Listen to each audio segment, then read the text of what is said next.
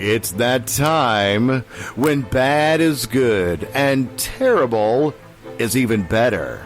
Yes, it's this week's Zaius Report, your weekly look at cult movies and other crap.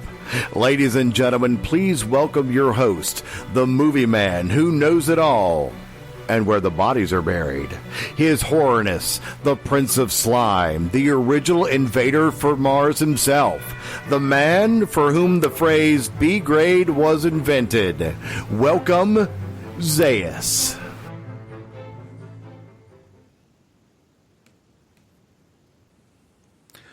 Well, welcome to podcast number 10 of the Zaius Report with myself, Warren, and Gary. Hey, it's me again. How you going, No Gary? one would have believed that I would be here this evening. No one believed. You're a little bit under the weather? Oh, I am. Yeah, a bit sicky. Oh, look, And so is Warren. We're sharing illnesses before rumours start. yes. He may have watched a Dakota movie this week, but he hasn't fully turned yet. So we will get to that, won't we? We will get to that. Probably will make absolutely no sense to anybody just as yet. So thanks everybody for tuning in to podcast number 10. And we do apologise. We have had a few sound issues, I suppose, over the last couple of podcasts, but I think we're slowly getting on top of that. it's this amateur we have in charge. What's his name? Oh, it's you. Oh, it's me. I know. Amateurs. Amateurs. Why would you ever put an amateur in charge? But but we're getting there slowly. I'm learning a lot of these different things. So stay with us. It'll get better each podcast, I hope. So look, we've got 3 great movies lined up, I think, for this week, and I'm really excited about this choice. And we actually touched, I think, on all 3 of these movies last week, and I think that's the reason why we wanted to bring them up. So I think continuity is very important. yes, yes, we're keeping it in line, and I think the very first movie we should talk about today is War of the Worlds. My second favourite movie of all time. Did that sound scary? Did that? I don't know. War of the World. Oh, that sounds a bit better.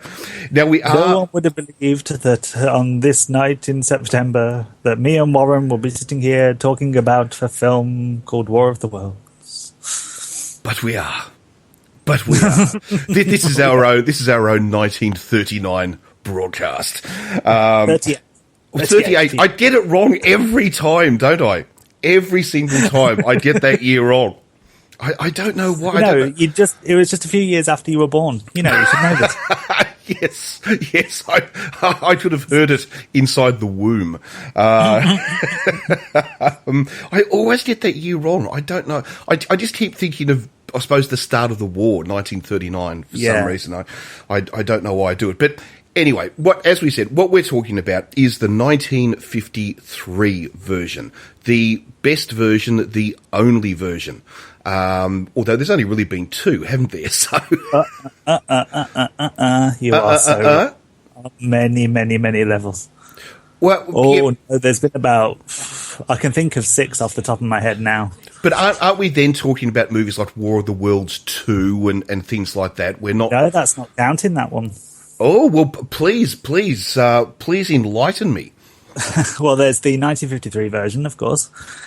The radio version is very popular. There's also one done by Pendragon Pictures, which came out around about the same time as the Spielberg one in 2005, where they claimed that they stuck strictly to the book, but unfortunately they couldn't afford CGI, so you'd have like really cartoon flames and people walking through flames and things like that. The acting was atrocious, but it was set in Victorian times, which is something. It's 3 hours long. It's probably the worst 3 hours you will ever spend watching a movie in your life. I would have chosen that one to actually talk about on the show, but I couldn't bear to sit through it again, and I really wouldn't wish it on my worst enemy, so to put you through it wouldn't be very nice. But there's that one. Asylum did one in 2005 also. It was also called Invasion and led to the spin-off War of the Worlds 2, the next wave, as you've just mentioned. Ah, yes. And also there was a recent anime version called War of the Worlds Goliath, which is actually very, very, very good. And then there's also counting the TV series from 1988. I have fallen so far behind. Yeah, I'm a War of the Worlds junkie. I know these things. Oh, you really are. You really are. So I'm so glad that you are here to talk about this movie. And I suppose, look, we don't really need to go through the plot of War of the Worlds. I think everybody by now obviously knows the story behind it. But, of course, the 1953 version was directed by Byron Haskin and starred Gene Barry and Anne Robinson, as well as, obviously, numerous other people. It's a George Powell production as well. Yes. George Powell, popular at the time. And but those two were, of course, the major stars. Now, and it's not Anne Robinson as in Weakest Link Anne Robinson. It's completely different. No. It is the actress. The nice one. The American actress. Yes. Well, I can imagine how she would have played it. Probably a little bit different. The Martians would be running for the hills. Standing in front of one of the machines, sort of saying, "You are the weakest link. Goodbye." But of course, it is, of course, all based on H.G. Wells' novel of 1898. And now, and I suppose that's where we should maybe start, because obviously this movie is quite different to the novel. I mean, first of all, obviously set in the United States rather than Victorian England. There are just a number of different sort of differences. For instance, the Martians come down in these sorts of meteorite type machines rather than the cylinders from the original story. But there's also, I think, and this is something I wanted to bring up with you, Gary, is that one of the real major differences I see, apart from the setting and you know, the year it's set and so forth, is the idea of religion in this movie. Yes, which H.G. Wells was strongly against any form of religion. He was a known atheist. I don't think he would have been very fond of the the religious undertones the film had, to be honest. No, because obviously in the original story, he is very, as you said, very anti-religion, and in fact the priest in the original story is almost seen as almost a coward, if you like. Yeah, it's seen as a pathetic figure. Pastor Nathaniel is a very pathetic excuse for a human being, unfortunately. He thinks his religion has abandoned him when Wells pretty much hints that the religion was never there in the first place. Where, of course, Anne Robinson's character in this, who her uncle is the priest. Uncle Matthew! No, don't! But of course, he is actually more a hero dedicated to, I suppose, peace and harmony. Yes. And also in this movie, we see, especially towards the end when they're in Los Angeles, we actually see a bonding of religion. It's like religion is important. It's the soul of humanity. What ties us sort of together. Which, as you said, as they call it in the musical version. Yes, very, very different to what H.G. Wells sort of envisioned. The only thing in the film with any religious context that was in the book is the line that they were destroyed by the very things that God in his wisdom put on this earth. That is the only line from the book with any religious sort of tone. Yes, that is very true. Also, the Martians do look different to what H.G. Wells wrote about, but I quite like the Martians in this movie. I think they look pretty good. Well, what do you reckon? I adore the movie. It would be hard for me to find any fault with it whatsoever. I think it's one of the most perfect science fiction movies of all time. It also inspired a hell of a lot of others. I mean, if it wasn't for the original H.G. Wells book, we wouldn't be like talking about half the films we talk about on this show, to be honest. Oh, that's so true. And I mean, even we look at a very modern movie such as Independence Day. I mean, draws so much. It is, isn't it? I mean, it really is. Look, the number of films are just endless. You could just rattle them off for an hour.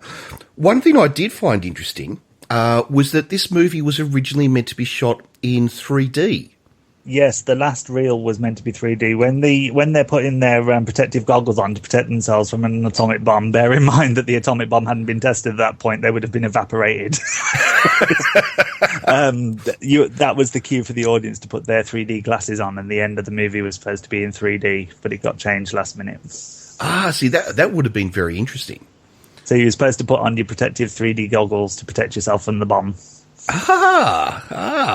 It's quite an interesting too when they do detonate the atomic bomb. I actually thought was reasonably realistic considering it was shot in 1953. Yes. It was still the test period of it, which is, it's quite extraordinary that they got it as accurate as they did, to be honest. I mean, we have the big flash, we have the huge windstorm that follows.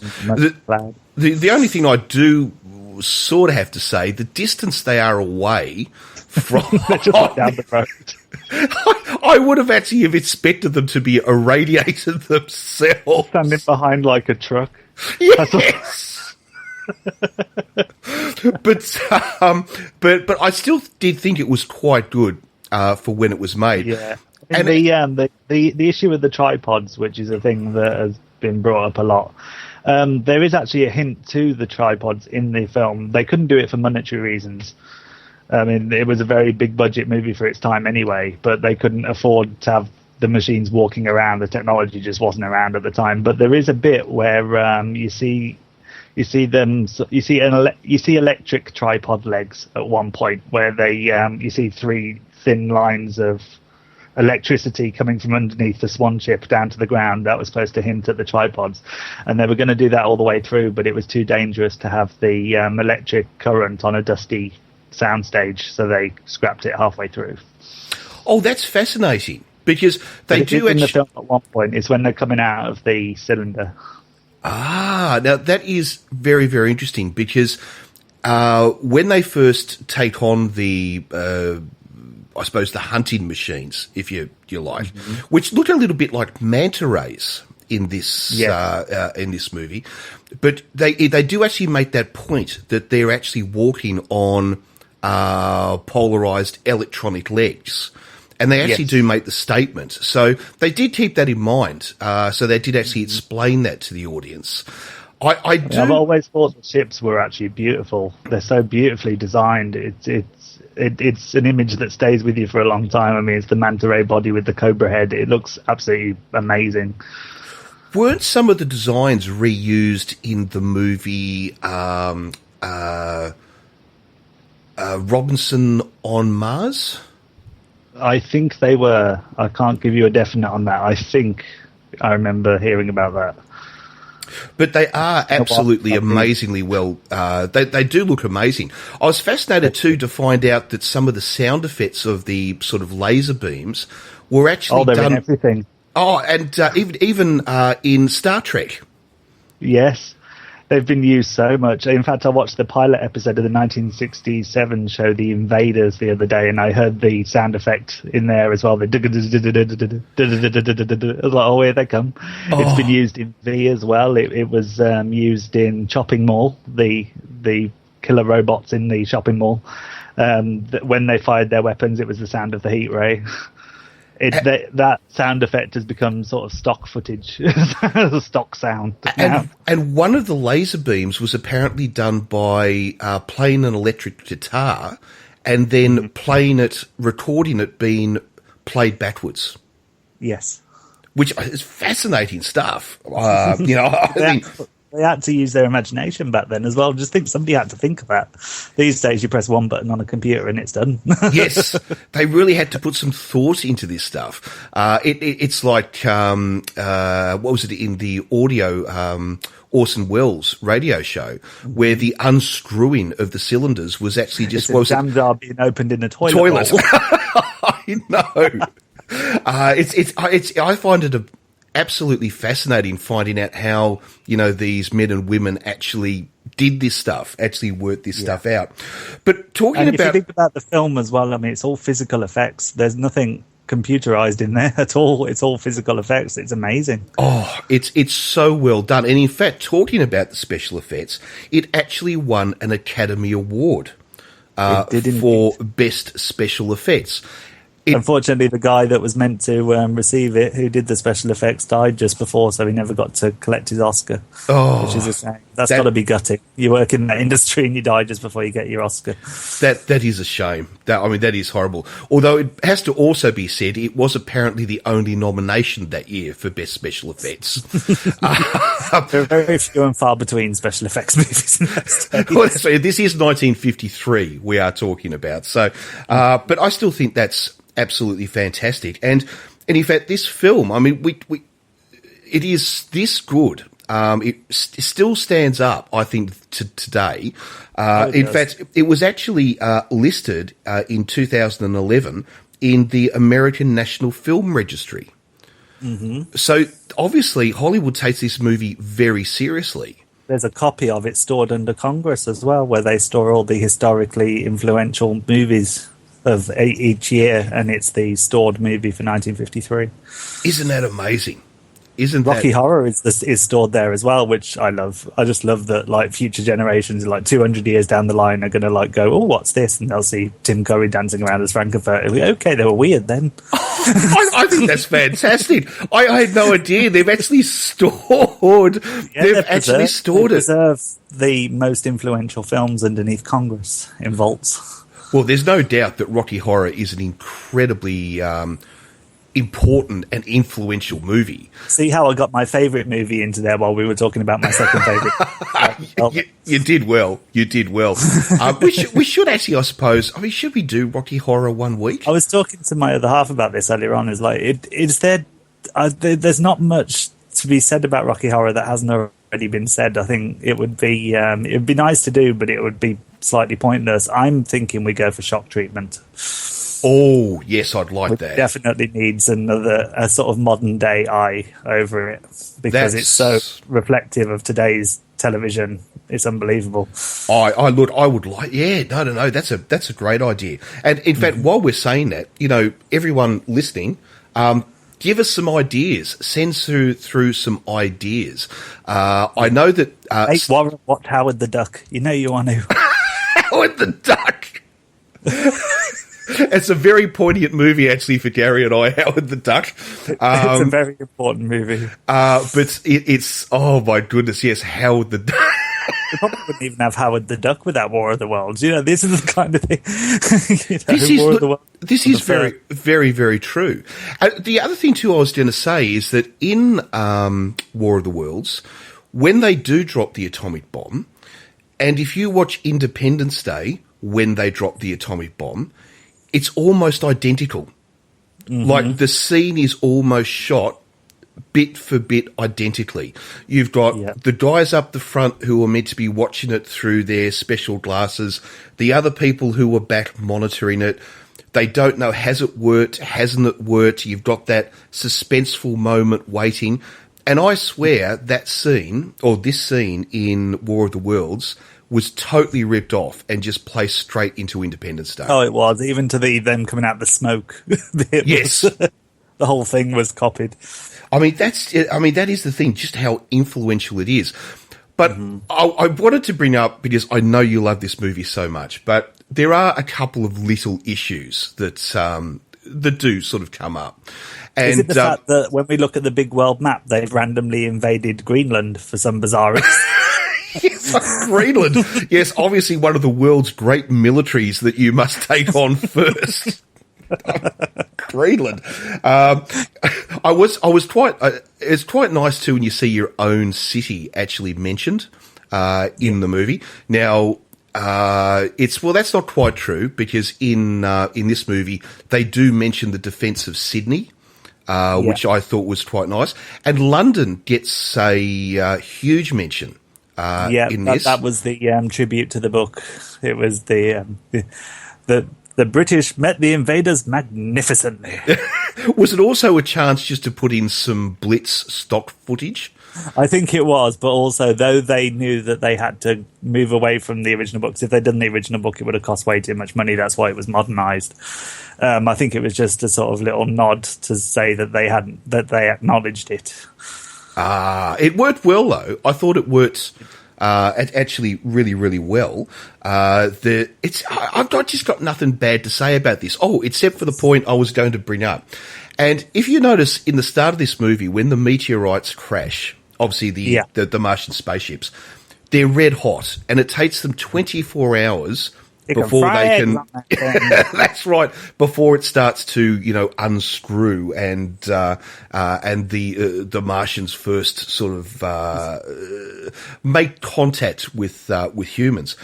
But later on in the film, where our stars try to make their escape in a stolen American aeroplane, they crash the aeroplane. It's not stolen; it's his.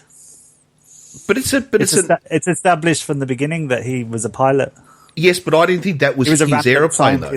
Pilot. But I thought, though, they still stole the aeroplane. I didn't think that was his aeroplane. No, it was his. Because it's got US Air Force written all over it. No, it does. It's a convenient prop they have lying around. Fair enough. But then when they try to escape and fly away, they don't fly away from them. They fly over the top of them. Which is an amazing camera shot, really, for its time. It's very well done. It was fantastic. And maybe that was just an excuse to actually do that. I think it was. Plus, they needed to be sort of slightly swerved off course. I mean, it's not actually mentioned, but I'm guessing the electricity that surrounds the machines is what made the plane swerve. That's a good point. That's a very good point. It's not actually mentioned, but that's what I sort of get from it, because it does seem to sort of see them and swerve in the opposite direction to crash. See, I hadn't actually thought about that. I'm sure they mentioned at another point that they've tried flying planes over and it didn't work. Well, they do mention whenever they send planes in to bomb it, the planes just vanish. Yeah. So, yes, that's a very, very good point, though. But the next one I wanted to bring up was that when they crash the aeroplane and they take refuge in the farmhouse, and then a meteor comes crashing in and slides and destroys half the house. Now, if they're so red hot that it takes 24 hours to get close, why did the house not burn down? This is a very good point. But if you remember as well, at the beginning, the guy with the shovel, can't remember his name, goes right up to it. He doesn't tend to he doesn't seem to be affected by it until a bit plonks off. So perhaps the heat is self-contained. Okay. It's an interesting theory. I still think they just got it wrong myself. I have answers for everything on War of the Worlds. I will defend this till my dying day. But I have to. I think one thing we have to say is that if you have seen the Steven Spielberg version, give this one a try if you haven't seen it. Because I know that there's a lot of people out there who might be under 30 who know the story of War of the Worlds, but they maybe haven't actually seen this particular film. So give it a try. I mean, yes, it's 1950s, so it's not quite as fast-paced. Maybe it's a lot. Not, but it also doesn't feel it either. I think it's a lot more fast-paced than some of them are from that era. I mean, it seems to fly by. Once the action starts, it's over before you know it. It's like, it's finished. No, it does do it pretty well, and so that's the thing I'm sort of saying is that, you know, if you're 18 or you're 16 or you're 25 and you haven't seen this film, give it a try. You know, seriously give it a try, because I don't think you'll be disappointed by it. I think you'll actually really enjoy it. And like Gary, and just as Gary said, that I remember seeing an Australian singer who was on, what was it, you know, that Get Me Out of Here. You know, I'm in the jungle, get me out of here. I'm a celebrity, get me out of here. And they were talking about their love of old movies versus modern movies. And this singer, who is called Havana Brown, made the comment that she doesn't really like older movies, which is a real problem because her boyfriend's like about 20 years older than she is. So they don't sort of see eye to eye on movies. But what she said was that the problem that she has with a lot of older movies is that let's say a person walks to the shop in a modern movie, they leave the house and next scene they're at the shop. Where in older movies, they leave the house and we follow them down the street. And it takes 5 minutes just to get to the actual shop. But War of the Worlds, as Gary was saying, yes, I still think it's a bit slower than a lot of more modern movies, but we don't watch the guy walk all the way to the shop. No. I think the reason why this is, I think it's because I don't know for definite, so I'm only guessing here. I'm guessing it was edited as a war movie as opposed to a sci-fi movie, which a lot of war movies from that time were a lot more sort of punchier and faster paced. And I'm guessing that's what they chose to do with it. And it sort of explains why we have a lot of military discussion in there as well, with the with General Mann, who is never seen again. I guess about halfway through the movie, he vanishes. Well, that's right. He has to organise the defence of Los Angeles and then seems to run away very quickly. Across the country like side. And but it's I had a thought there. I was just going to say, yes, it's the war movie idea. I really agree with you. It does have a bit of an American sort of war movie feel from that time. And I think it's because it was during the sort of height of the Cold War as well.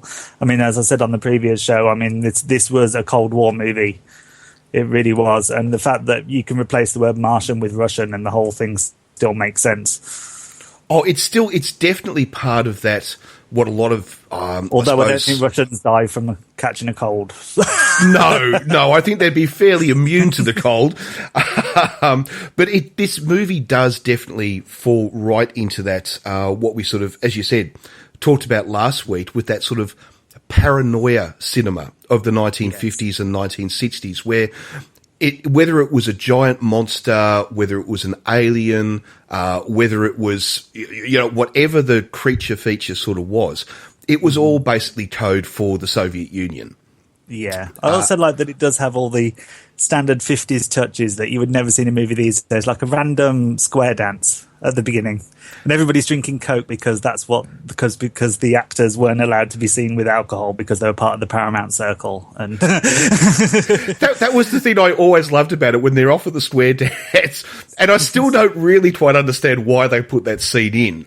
But yes, they sit down and you see the barbecue in the background and they've got their bottles of Coke. I've got a useless comedy trivia fact here, which was said by Anne Robinson about the making of the movie. Do you know when he's testing for radiation and he's moving the sort of wand around, and as he's randomly pointing it towards Sylvia, it seems to go like, and he goes, the cylinder's radioactive. She actually had something in her bra that made that machine go funny like that. So actually her left breast was radioactive. So sorry, they were using a real Geiger counter and they put something radioactive in her bra. Her left breast was radioactive, and that's why every time if next time you watch the movie, you'll laugh every time now. Every time he swings it towards her left breast, it goes and he moves it away again. Well, we can obviously see the high standard of health and safety in Hollywood in the 1950s. Why is my hair falling out? Oh, don't worry about it. It must just be a shampoo. Don't worry about it. Sylvia had radioactive boobs. So, look, is there anything more that you want to sort of say about this to sum up? I mean, there is the Martian itself, which we see in the farmhouse, which only stood up for that take. Because you see it run off the screen at one point, and as it ran off the screen, it fell down and fell into bits. So that was the only take. It was being held together with tape and glue. It was on like a little trolley that they used to sort of wheel in and wheel him out again. Oh, that's fantastic. I did hear, though, apparently in Steven Spielberg's version, the alien has 3 fingers, which is meant to be in homage to, obviously, this movie, also which I thought was nice. The TV series as well. I mean, the TV series from 1988 actually follows on from the 1953 movie. It's the same aliens, but they've been stored in they've been stored in barrels containing toxic waste, which keeps them in like a sense of like a suspended animation. And there's a shootout at one of these sites where all the aliens are stored in these barrels, and the toxic waste leaks out, and the aliens come back to life. And they sort of, it goes a bit Invasion of the Body Snatchers after that, where they start like, where they can take over human bodies, where they sort of, it's a really gory, horrific series, but it's fantastic. I'll have to check that out. They use their 3-fingered hands to like force their way in through the victim's stomach, and then they go in that way, and it's an amazing series. Season 1 is just unbelievable, and it follows on perfectly from the 1953 movie. We even see the swan ships in the first few episodes as well. Is that readily available, Gary? It is now. I mean, at one point it wasn't. I mean, I was part of the campaign to get it released on DVD when Paramount claimed that it didn't exist, and then suddenly Spielberg came out with a movie, and oh, look what we found. We found a TV series that we can release and make money from. Oh, yeah. Okay, enough said. They did that with it, but it's available on DVD. It's shown occasionally on TV, but the best way to see it is on DVD because you have to see it uncut. It is brutal. It is the gore. I mean, there's one where they rip people's heads off to get their brains because they're dying of like chicken pox, I think it is, and they need the ammonia from brains. It's very, very graphic. When was this made? 1988. Oh, the perfect time for gore.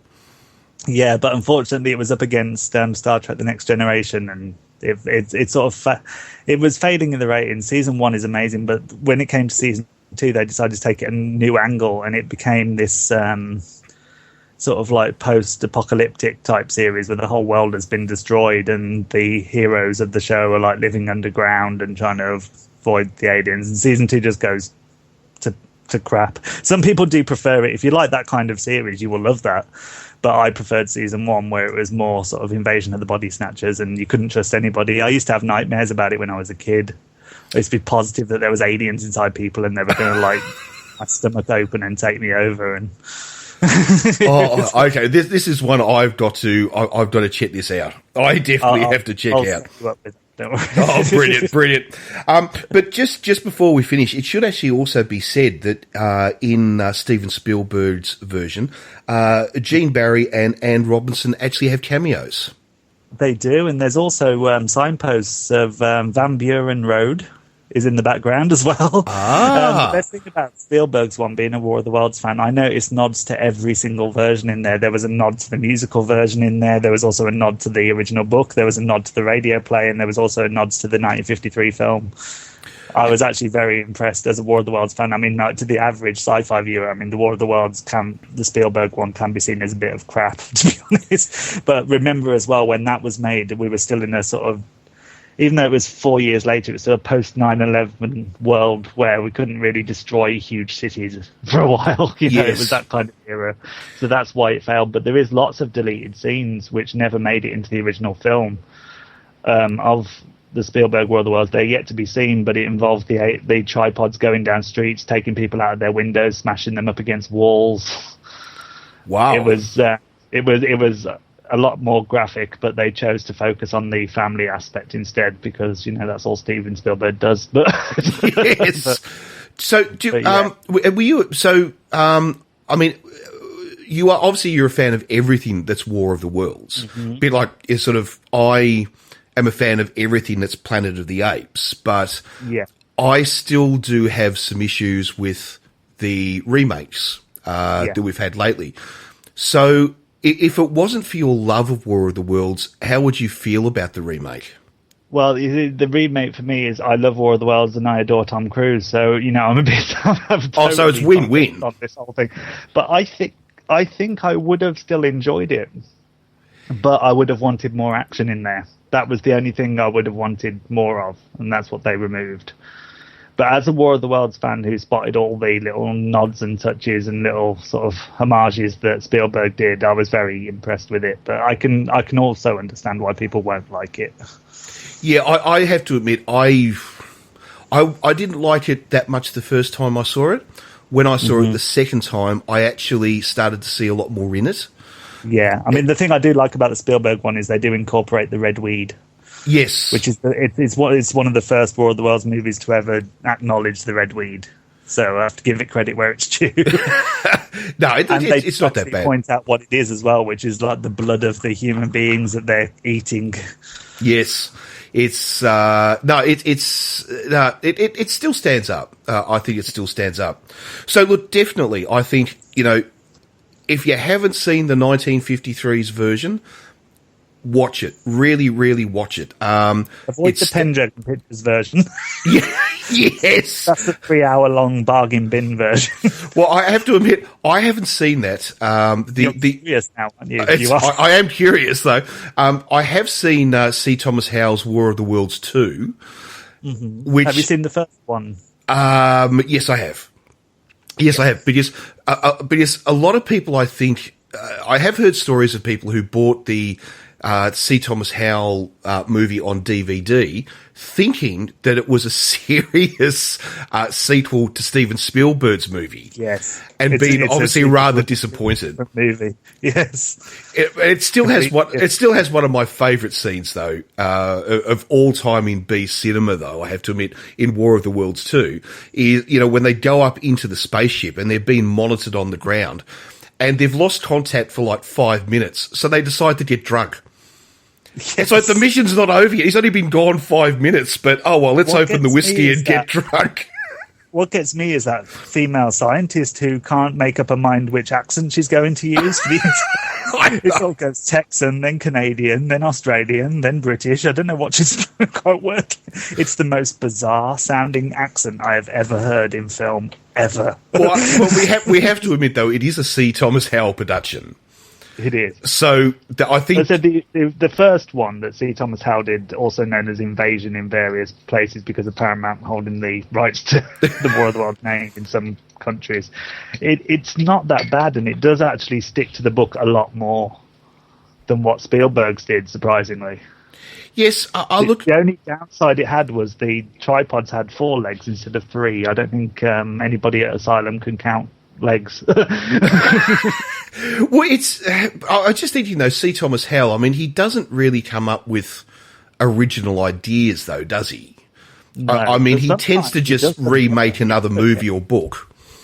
You've got to admit, though, sometimes he does it better. I mean, I noticed 2 films whilst looking around the other day. I don't know whether they're Asylum ones, but I put good money on it. One was called American Conjuring, and I was like, well, that's original. And there was another one called The Purging Week. I was like, well... I've got this feeling that those 2 are cashing in on a name somewhere. Just maybe. I reckon it could be just a slight possibility. I'm yet to discover whether there are Asylum movies or not. Well, we'll let you know next week. When Paranormal Activity came out, wasn't it? There was all those Paranormal Entity and Supernatural Activity and all films like that name. I know, so many. It's, but I still love them. Oh, I still absolutely love them. Anyway. It's people like us that keep making this shit happen, Yeah, I know. They keep making it for people like us. As long as we exist, they'll keep making these movies. As long as us and the Sci-Fi Channel exist. Oh, the Sci-Fi Channel. It has to be said, I love the Sci-Fi Channel. I mean, that ability now to bring that stuff directly into people's homes. It's in the mainstream now. That movie. It's fantastic. I absolutely love it. The only thing I would say about the Sci-Fi Channel is I'd like them to play a little bit more of their back catalogue. Mm-hmm. Rather than just showing us the newer stuff that they're actually making, because there's so much more that they could be putting to air. I think the problem is a lot of the earlier ones actually have better effects in them, and people will be going, hang on. Yes, what went wrong? I mean, like Boa versus Python actually looks quite impressive when you compare it to some of the stuff that they make today. Some of the special effects at the moment are pretty bad. Some of them, though, can be extraordinarily good. That they're actually producing. But yeah, it does vary a lot, doesn't it? It does. It really does. Anyway, I think we've been rambling quite a lot. It just shows how much, especially Gary, just is in love, obviously, with everything War of the Worlds. So I'm so glad that we actually got to talk about it. But I'd like to do a recommendation for the listeners as well. If you ever see it around, it's very hard to find, but it's called The Day That Panicked America. It's a brilliant made-for-TV movie about the radio broadcast. That's an excellent one to look out for. Yes, I've actually watched that, and it's a very, very, very good film. I love the way that obviously it plays with that whole idea that, which I believe is apparently true, that a number of the people who believed that the broadcast was real rather than just a radio show, many of them actually thought that it wasn't Martians, but it was actually Germans. Yes, because I mean, as you said, the war started a year later. They were used to hearing like updates on the radio about Hitler and where he was moving to and from, and that's why it worked as well as it did.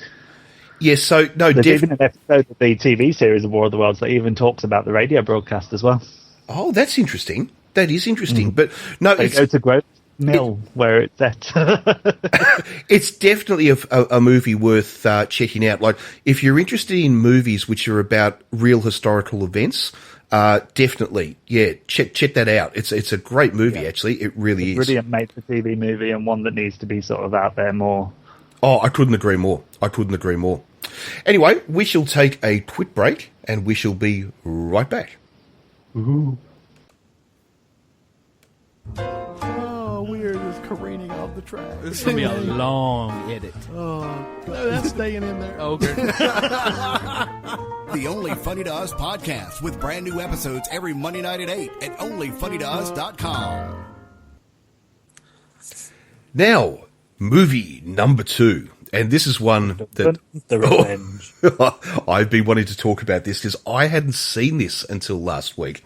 And we sort of tapped on this a little bit last week when we made mention of the movie Attack of the Giant Leeches. And, of course, that was made in, 1959. And then, of course, we had a remake of Attack of the Giant Leeches in 2009. But the other movie, which sort of shares the title, but isn't part of these other two movies, it's quite separate, is called Leeches from 2003. And, oh, very God. important to get the exclamation point at the end. Yes, Leeches. And this is really good. I really love this. Now, it's obviously from 2003, as I said, and directed by David Dakota. And it's, before we go any further, shall I let Gary... Sorry? Do you need a brief history of David Dakota? Well, I thought I'd just let you tell the fans the slight difference that you're going to get from one of his movies compared to what people might be used to in sort of B-grade monster movies. Well, I have three favourite directors: Wes Craven, David Dakota, and John Waters. Wes Craven's died, so that means David Dakota's number one. Go, David. Anyway. Poor Wes. Oh, it still hurts. But anyway, David Dakota is he was big in the 80s. He did a lot of films for Full Moon Entertainment, a lot of them involving the three famous Scream Queens at the time, Brinke Stevens, Linnea Quigley, and the name has just escaped me. Oh, she's really pretty. You know the one. Oh, anyway. You're suffering from Warren disease. I know. It's like if you'd have asked me before we were recording. I know. It's always the way.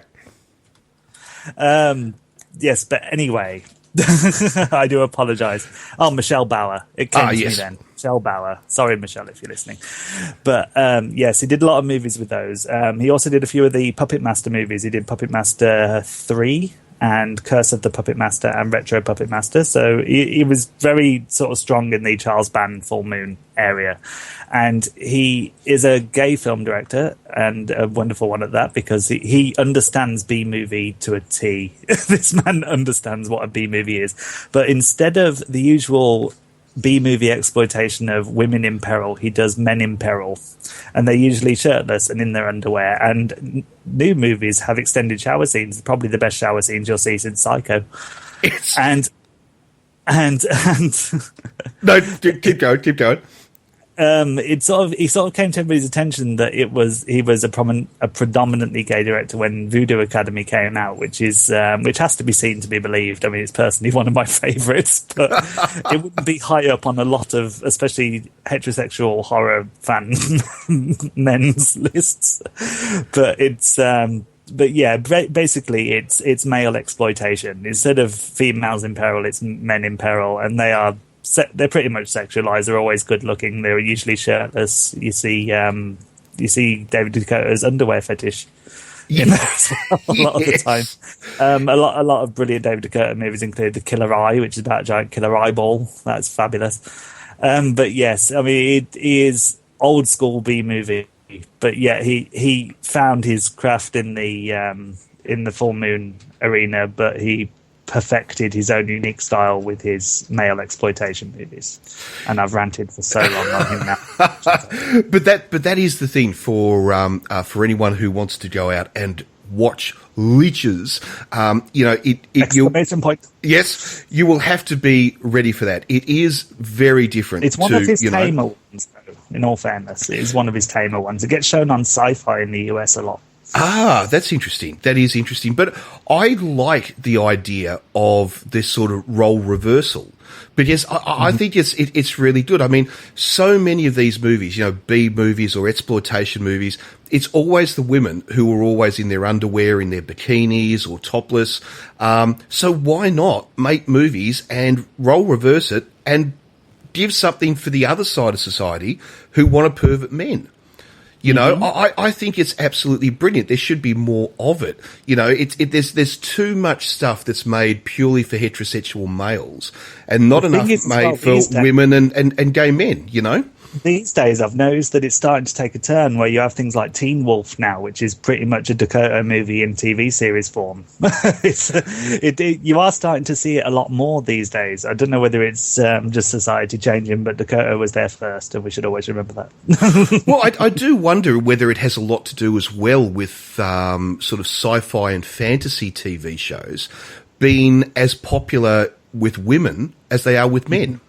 They are these days, yes. Yes, which never used to be the case. I mean, if you look at something even as basic, let's say, as Doctor Who, that was still very much a boys' show.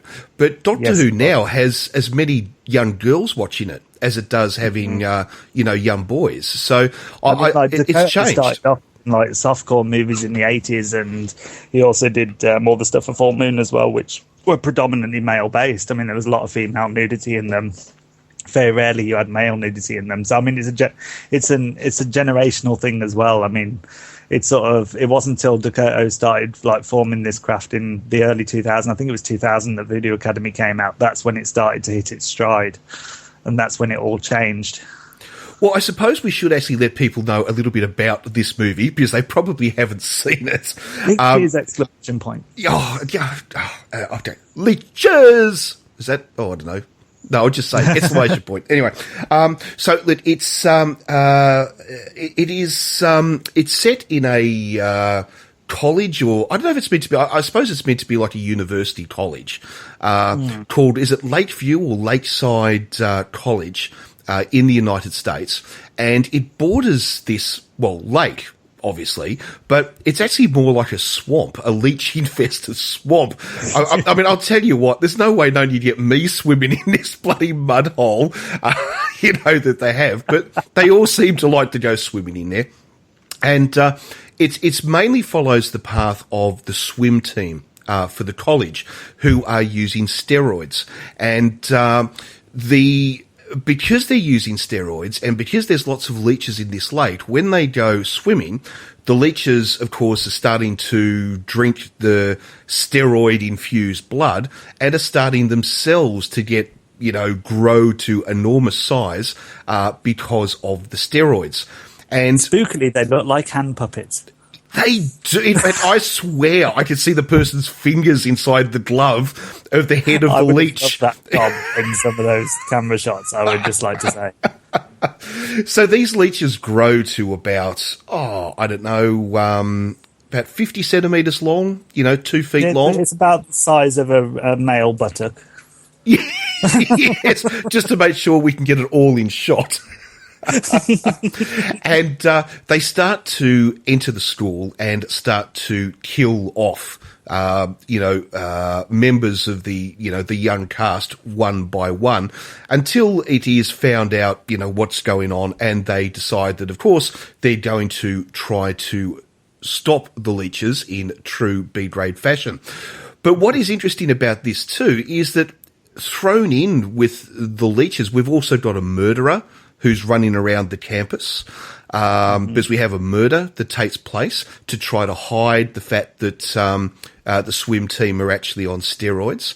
The cast is absolutely gorgeous, whether they're male or female. They are This is all. one thing Dakota has been good at since the early 80s. I'm telling you.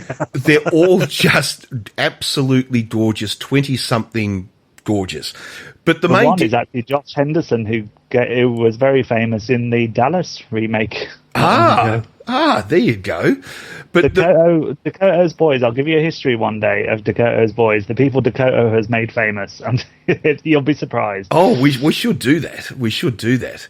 But this is the thing that I absolutely quite liked. Well, I suppose for me personally, I would have liked to have seen a bit more bikini action, to be truthful. Yeah. But but then again, I really appreciate the fact that he does it the way he does it, because I think it's good. We've got to have, more of this stuff. But what is interesting, of course, is all the women in this movie keep their clothes on, where all the men take their clothes off. And as Gary has said, the shower scenes go on for quite a long period of time. It's important to the plot. What are you talking about? Of course it is. Of course it is. And no, I actually really enjoyed it. And it's actually the first David Dakota movie that, well, in this genre anyway, that I've actually seen. And I have to thank Gary for putting me onto them, because I want to see more now. Because it's... Oh, we will now. Oh, yes, there'll be one a week, I think, sort of coming along. But I think it's absolutely it's fantastic. But one thing I have to point out, though, is that there are just a couple of little issues. But then again, it is B grade. Now, obviously, it's 2003. They're in a university. They're all meant to be these rich kids at this sort of private college. Well, when it all goes pear-shaped and leeches start attacking everybody and they've got to try to survive, escape, or kill the leeches, had nobody ever heard of a mobile phone? Like, these, I swear, are the only college kids who don't have mobile phones. I suppose, yeah, it was that common at that point. I was trying to think then for... Oh, no, 2003, everyone they had wouldn't a have mobile had phone. iPhones, Oh, no. It still would have been your... There'd be a long bit of them getting an app, looking up the history of leeches. And That's right. No, back then it still would have been, flip phones. waiting for Apple to update their phone. Like, do you mind?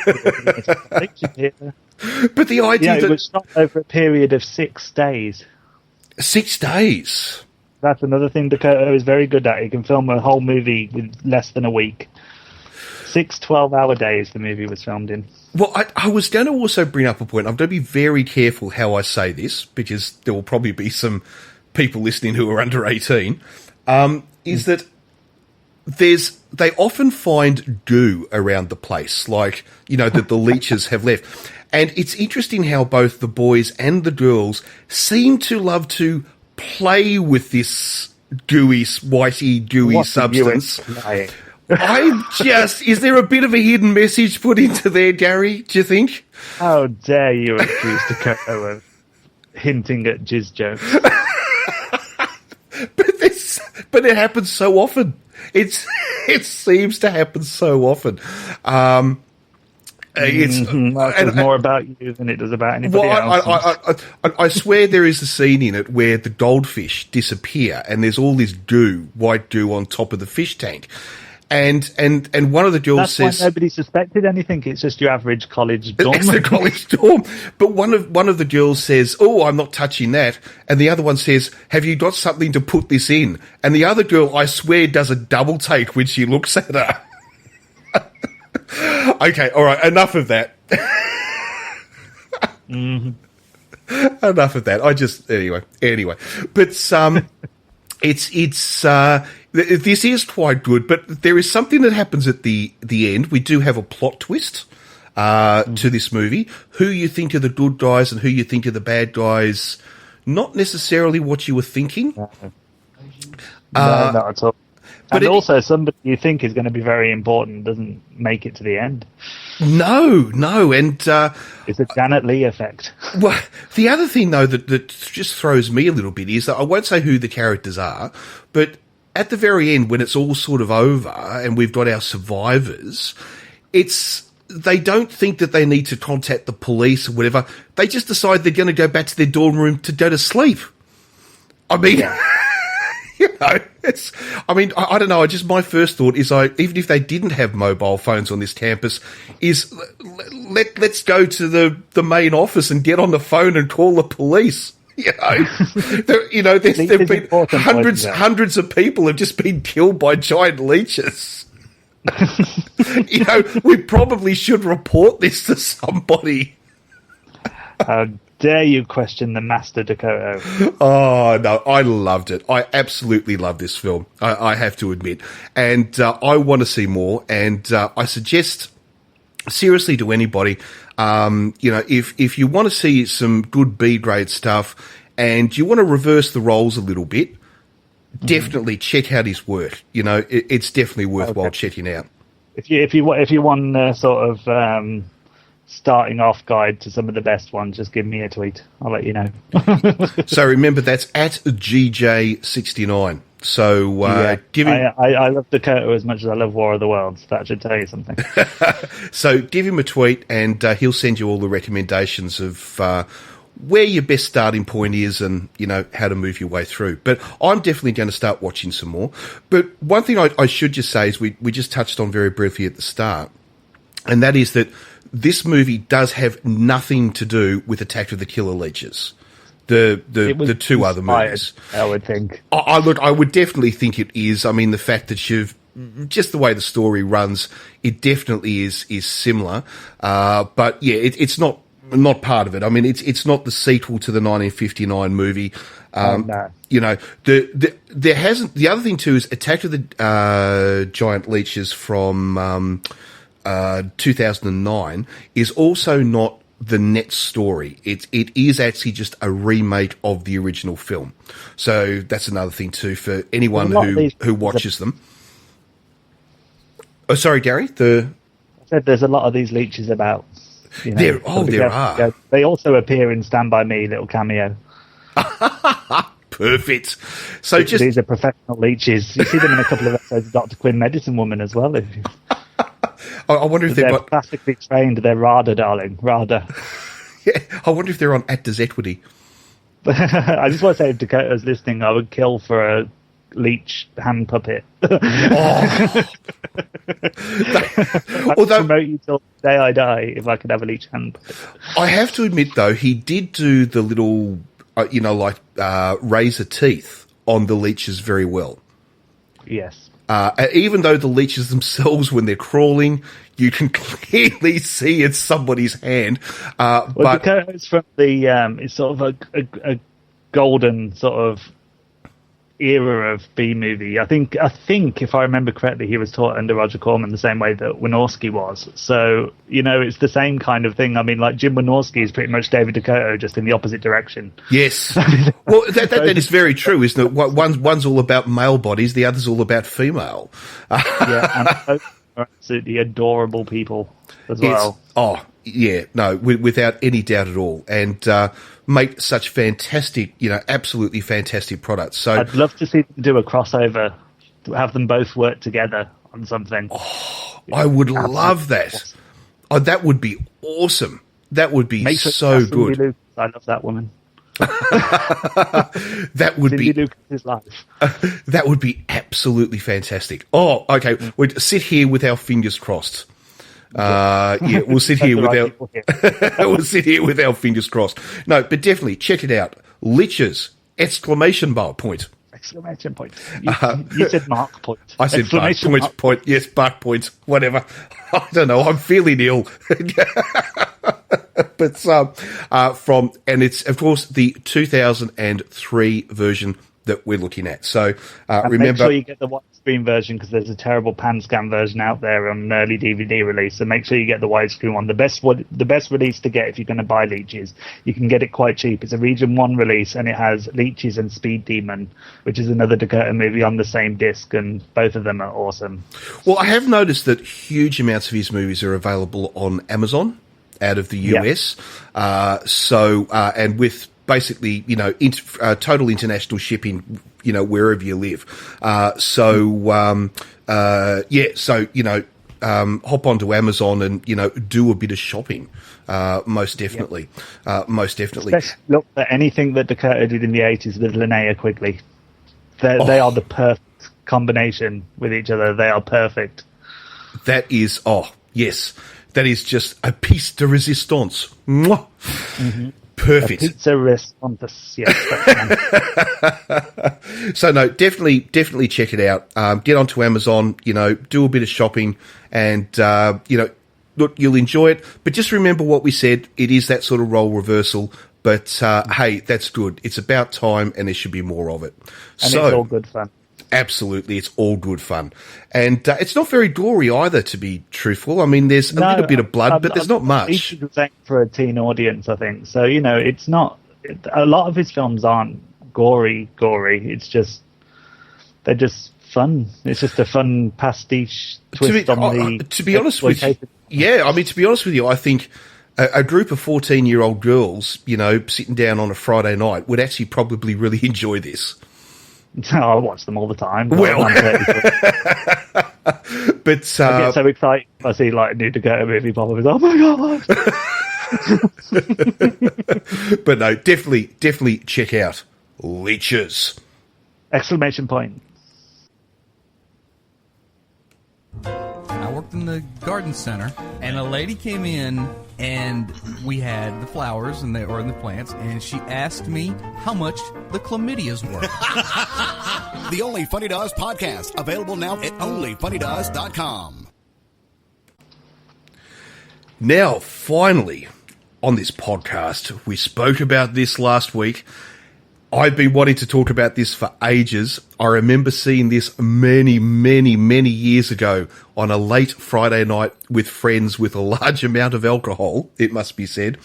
And that is Q, the Winged Serpent. Oh, this is a classic. This really is a total classic from 1982 and directed by Larry Cohen. And there is nothing about this film that you will dislike. It is funny, it's cheesy, it's got blood, it's got a giant flying monster, it's got criminals. Squeaky. We'll get to that. It's got cult worshipping Aztecs. It's got everything. It's a bit like what was it we said the other week, Gary? It's a bit like Raptor. Like this movie just has everything, and it is just so good. And it stars also a number of people who I think you'd be fairly familiar with. Michael, Moriarty, sorry, yeah. David Carradine, Cindy Clark, Richard. Candy. Sorry? Candy Clark. Candy Clark. What did I say? Cindy. Did I say Cindy? Oh, I'm not wearing my glasses. Sorry. Candy Clark and Richard Roundtree. Now, these are all people that you've probably seen, before somewhere, and you will have seen on your TV. You'll see a ton of people in this movie as well, who you'll sort of say, gee, I recognise that face. Who you actually recognise from TV shows you're watching right now. It's got a really good cast. And it's basically the story of this winged serpent, if you like, which is meant to be... Quetzalcoatl. The what? Quetzalcoatl. Oh, thank goodness. you pronounced it, so I didn't have to attempt to. Because you know what, everyone that's been listening to this podcast know how bad my pronunciations are. So thank you. The sort of British way, but I suppose it sounds a bit more ominous American with a deep voice. Yes, that's the name of this monster, hence Q, the Winged Serpent, so people can actually pronounce the name of the movie. And it's the only bit you'll utter before it tears you apart. That's right, straight from the release. I think that was yes, from the trailer. Yes, anyway, this winged serpent enters New York, and it turns out that this serpent is some old prehistoric creature. It looks more like a dragon, though, than it does any sort of anything else. And I have issues on this, which we will come to. Yes, and anyway, it decides to roost, for want of a better word, and lay eggs, or an egg anyway, in the Chrysler Building in New York. And then, of course, starts going on a hunting spree with various different people who happen to utilize the rooftops of New York City. And of course, you know, because it's got to eat. So that's what it does. But it's also worshipped, by these sort of ancient Aztec cult people, who see this basically as, you know, the re-emergence of their god, and it's one of the strange twists that the film takes about it really does, because they start doing human sacrifice, you know, in order to please this beast. And I'm feel like just suddenly stumbled onto a Herschel Gordon Lewis movie. You wait. Yes, I'm still not too sure why they threw it in. I mean, I understand that they linked it all together, that these were these cult worshippers of this beast. And I suppose it also is used as the link for the police to finally come into contact with this serpent, you know, because the police originally in this movie are not actually investigating this monster. They don't even know the monster exists. They're actually investigating. They're investigating these cult killings. You know, where people are being skinned alive and various other things. But yeah, look, I loved it. What about you, Gary? Oh, I've adored it since I was a kid. I remember vividly being about like 11 or 12 and seeing this movie late night on Channel 4 in the UK. And I remember the window cleaner scene vividly. I always remembered the bloodied workman's hat going down to the ground. That stuck with me for years until I discovered the movie again later on as about 16, 17, and I watched it in full, and it was just amazing. It's so much fun. It's one of the funniest monster movies you'll ever see. That's what's so good about it, because it's got humour, but it's also very serious. It's got a bit of nudity. It's got a bit of eye candy, and of course the other thing. In it for time. Oh yes. And the other thing I really love about it, of course, is the monster is all basically filmed in stop motion, which is something we just don't see anymore because of CGI. And there's some beautiful aerial shots of New York throughout as well. Oh, they're absolutely fantastic. As this, we actually see from the viewpoint of Q, the Winged Serpent. Which, frankly, in some angles, if you look hard enough, it's shaped like a helicopter. Yes, it's interesting, that, isn't it? Or depending which version you watch. But it is great. I mean, when we actually see the flying from the viewpoint of the monster, it is very well done, and it looks great. The way it flies around the buildings, and it actually really stands up. It's really, really good. It would have to be view of the 1980s skyline of New York. Of New York, I mean, yeah, most definitely. But but it has to be said, the monster itself is almost more 1960s, 1950s sort of. It's very Reptilicus from the 50s and 60s. Yes. Oh, sorry, I think it's 60s Reptilicus. It's very of that ilk. I mean, the best way to describe this thing is it looks like.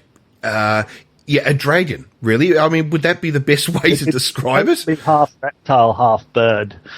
Yes, got They a mentioned bird's at one point beak. in the film that it's feathered, but yeah, I don't recall seeing any feathers except from around the nest when we find the nest later on. Although when they have their big gun battle with it, we do see feathers falling from the sky.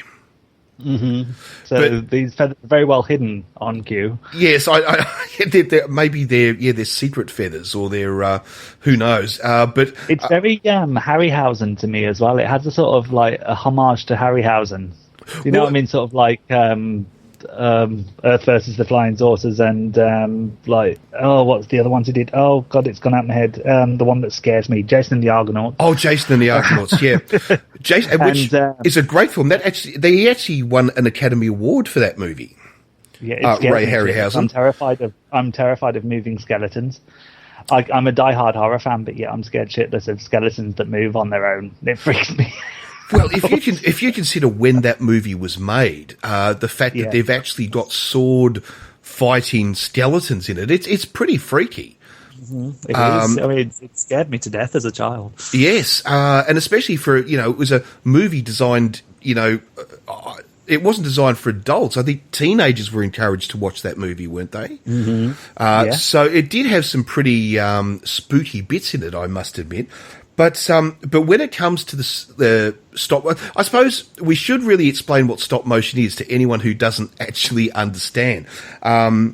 Stop motion is a form of filmmaking where, let's say, if you've ever seen Wallace and Gromit, if you've ever seen Chicken Run, okay, so slightly more modern films, that's what is called stop motion filming, where they basically make plasticine, if you like, or movable models, and then they just shoot it basically frame by frame by frame, and that's the way they actually get the movement. Now, it's expertly done in the original Evil Dead as well. Yes, most definitely. But one thing that has to be said about Q the Winged Serpent is that if you are used to stop motion of recent years, you will find that this maybe is a little bit more in reminiscence of movies such as King Kong. It has I think the nicest way to describe it, I mean, I adore it, so I'm not knocking it. It's clunky. Yes. Is the best way to describe it. Yeah, it definitely is. There's a few frames missing. Yes, it's but it still, I think it still stands up. And one of the things I like about it is that because I know that I'm watching a movie from the early 80s, so I mean I'd give it a free pass. And the other thing too is that I love anything which actually uses, stop motion. So, look, I think it's great. And even if the monster is a little bit, cheesy, especially up close when we see its beak and mouth and all the rest of it. But no, I still think it's great. The way the humour in the film works, whether it is actually meant to be that way. Do you know what I mean? I think it is more a sort of homage to the monster movies of the 60s. Oh, I think so. I don't think this movie... I think there's probably a huge Godzilla influence in this as well. Oh, I would definitely agree with that. I don't think this movie is meant to be taken 100% seriously. It is. Nah. It's meant to be a fun movie. But it's very 1980s. That must be said. But it is also lovely that it was all filmed on location in New York City. Even the bits at the top of the Chrysler building were actually filmed in there. They were advised not to for health and safety reasons, but they did it anyway. And I think I love that about it. Just the fact that it's all actually sort of shot in New York and inside the buildings, as Gary said. Making. Yeah, it was. I'm guessing a lot of shots were like sort of hit and run moments, like quickly do it, we'll get out. Yes, quick before the security guard finds us. Quick, you got the shot, good. It in the can. Yeah. Let's move. I'm sure there was probably quite a lot of that. But we should actually say too that I think we did say that this was directed by Larry Cohen. I don't know if we actually did at the start, and the stop motion was all actually done by Randall Cook and David Allen. So it's I love this. This is one of the movies from my youth. As I originally said, the first time I saw this was on VHS, and a few friends and I got together with quite a large amount of beer, it would be said, and we actually watched this movie. We actually watched it as a double feature with The Keep. Oh, The Keep, another classic. Yes, and which was tone change there in the middle, bit whiplash going on, but well, it was because we actually watched Q the Wind Serpent first, and got very sort of lively and laughy, and oh my god, look at that, and all this sort of stuff, and then we put on The Keep. And we were sort of stuck back in our seats in silence, going, "Oh my god, it's coming to get me! It's coming to get me!" Sort of like putting Schindler's List on after The Secret Life of Pets. Oh yes, the Keep. That's a movie I'd love to talk about actually at one stage. Yes, definitely. That is a fantastic horror movie, which just yeah, that's anyway. We're not here to talk about The Keep, but one thing I was going to ask you about, Gary, is that in the final sort of scenes of this, when they're actually doing battle with it, the humans are actually in the top of the Chrysler building, and Q is circling around them, and it is very, very similar to the ending of King Kong, just in reverse. Yes, and even more similar to the 1976 King Kong that came out not long before it, where King Kong was on the top of the World Trade Center. Yes, yeah. Unfortunately, that film is forgotten about now due to the World Trade Center being in there. It's still a sensitive issue for a lot of people, which is completely understandable. But my God, I love the 1976 version of King Kong. That's a really. I reckon that film really stands up.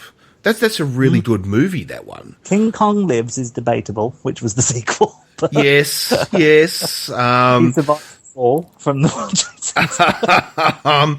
Yes, I would agree. That's rather I just want debatable. to point out that we're recording this on the 11th of September.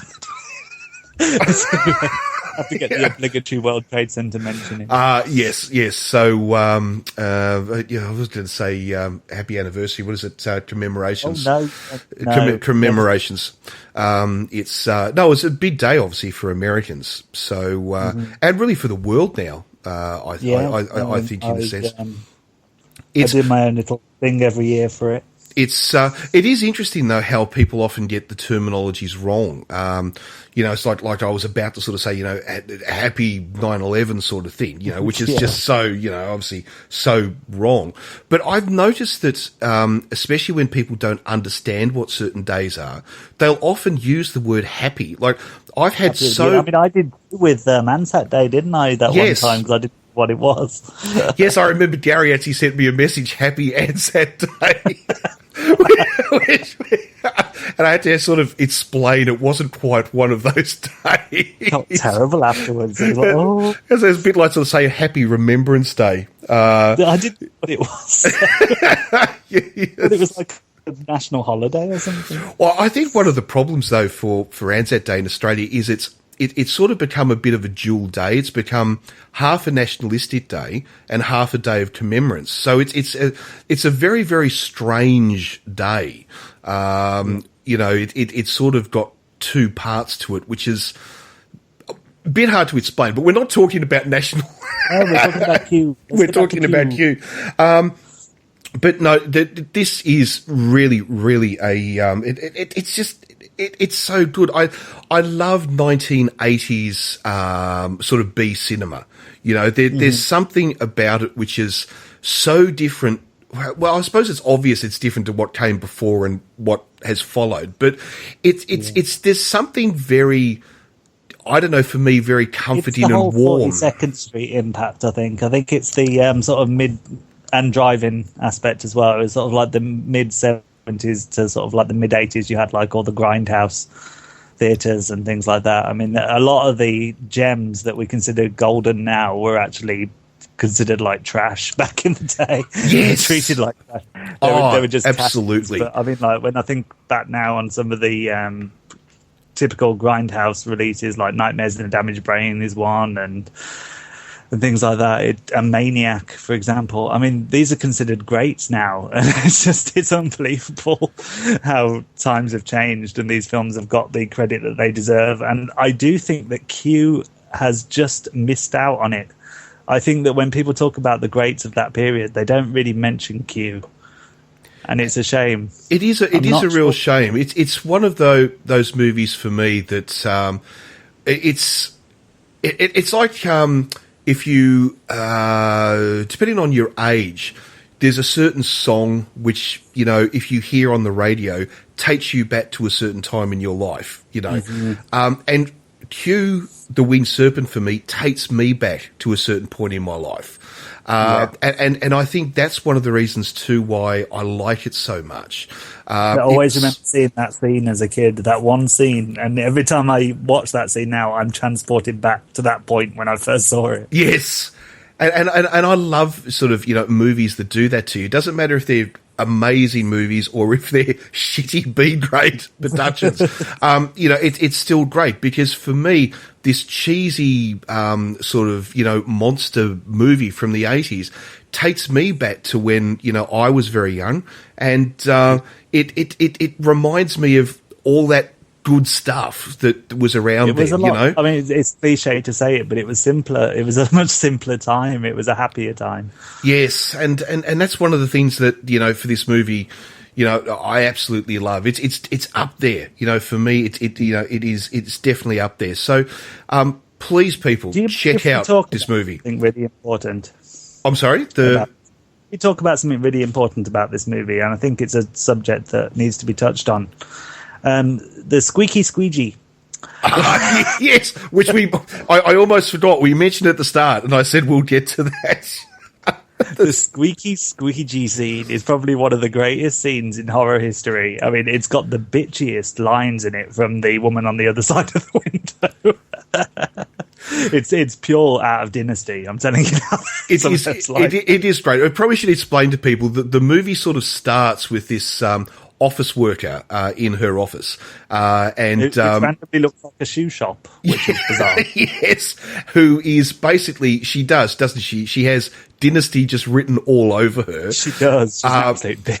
And there's a window washer on the outside washing the windows, who's obviously quite in lust with her, and we get to hear both conversations, but both people can't hear each other's conversation, and it's a great little scene. It really is a great little scene to start this movie off. Squeegee is very irritatingly loud, and that's what drives her insane and why she despises this man so much. You knew exactly what their relationship was within the space of like 3 sentences. It was perfect. It is great. It was a great little way to start the movie. Yeah, I know a little tidbit of information as well that it's coming from IMDb. This in the opening scene of the movie, a window cleaner loses his head to the monster. His name is William Pilch and was the window cleaner of the Empire State Building at the time of the movie's filming. So he was an actual window cleaner for the Empire State Building. How brilliant is that? How brilliant is that? I didn't know that. That is so cool. That is absolutely so cool. Oh, there you go. Look, definitely check this one out. Q, the Winged Serpent. You know, it's a bit of 1980s nostalgia, B-grade monster movie with some occult action thrown in there with Aztec worshipping criminals. We've got a criminal gang in there as well. There's so much actually that goes on in this movie. New York without one, though. No. Really, would it? That's very true.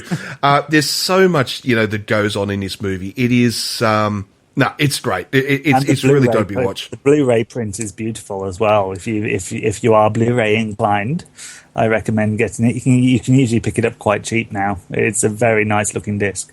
And I must admit, some of David Carradine's one-liners in this movie are very good as well. You know, he's got some great lines. Look out for the women looking at the camera as well. There's just after the window washer dies. The police are on the street outside the building talking to each other, and there's 2 old ladies just standing there in the crowd that are lined up. I don't know what they're lined up for, but they're all lined up. They're just sort of pointing at the camera and smiling a lot. That's always worth a good look as well, which also shows the guerrilla filmmaking aspect, I'm guessing, where they just turned up, did it, and ran off again. I'm quite convinced they probably didn't have permits to film half the stuff they did. It's like the same with the movie Maniac as well. I mean, they pretty much had to sort of go under the cover of darkness and dodge the police for the entire shoot of the film. It's amazing. Just fantastic. So look, definitely check it out. Q, the Winged Serpent. You will not be disappointed.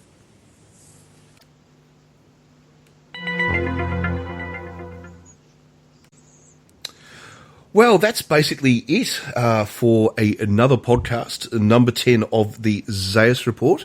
I hope also known as Gary Talks Bollocks for now.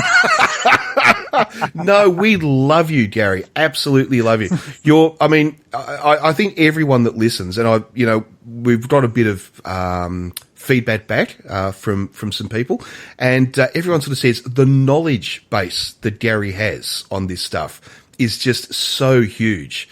It's I'm just honoured, that we get to talk together once a week, about these movies, because look, I'm a huge fan of these movies, but your insights into these movies is just unbelievable, and trust me, I it's really loved. know where it sort of came from. It just seems to have happened naturally over the course of time. I don't know where I pick it all up from, but it's all there. Oh no, it's fantastic. Those insights and all that information.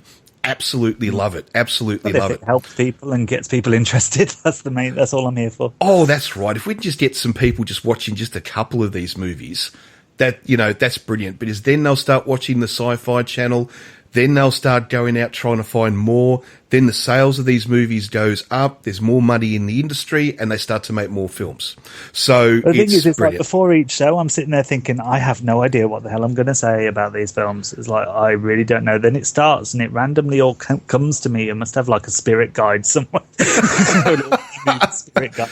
I know. I think it's just like any of these things. It's like when you talk about something that you really love, it's just you could talk for hours. You know what I mean? Yeah. It's just, that's the like thing. when I've done the Big Brother stuff before, you've got to remember when I did that, we'd just seen the episodes, everything was fresh in my head. And then sometimes when we come around to do the movies, I'm like, I haven't seen Q for 2 years. Am I going to remember any of this? But the thing is, so if I do you watch a hell of a lot in a week. So. but if you love them, it's amazing how much you retain.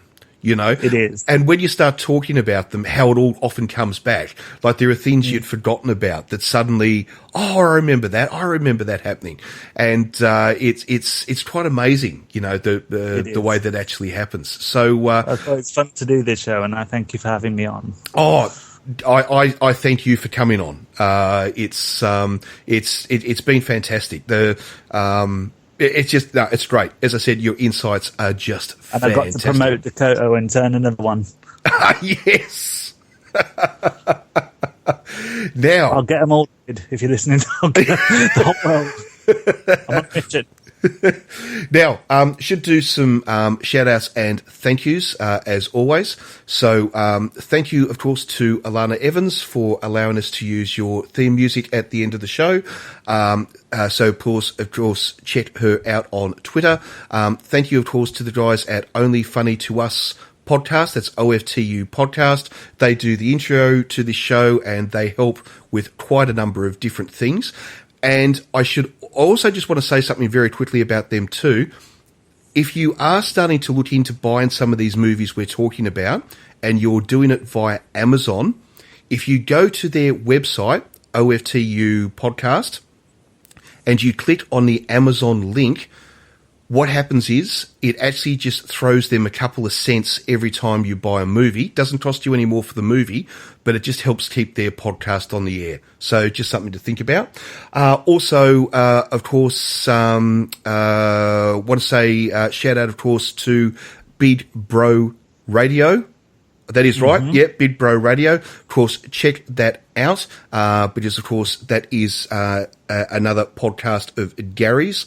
So please check that out. We'll be doing Eyes Wide Open Radio again this week. We don't know the exact day or time yet, but if you keep an eye on his Twitter, it will be there. So definitely check that out. Also, Body Count Rising. Of course, please check Gary out there. bcrising.com. Yes. I keep saying Body Count Rising. Of course, BC. Yeah, I keep doing it as well. I keep forgetting that the site is actually BC Rising. So, Body Count Rising on Twitter. Yes. So BC Rising. So please check that out. Of course, please follow Gary at GJ69 on Twitter. You can, of course, follow myself at Martini Superdry on Twitter, and you can, of course, follow this podcast on Twitter, which is simply the Zaius Report. Oh, that's all the shout-outs, I think. Warren will soon be changing his Twitter name to DakotaFan69. Yes, give me a couple more movies. It's bound to happen. I've got Deadly Embrace ready for you. I'm telling you, you're going to enjoy that one. Oh, brilliant. I'm looking forward to that. So, look, we'll be back, of course, next week with podcast number 11. Keep, any information you want to pass on to us, any films you want us to talk about, just any thoughts or whatever. If you think we ramble too much, let us know. Just, any feedback is great. So please do that for us. So thanks to listening to podcast number 10. As I said, back with podcast number 11 next week. And as always, we will leave you with the charming and the wonderful Alana Evans. See you later, Gary. Bye.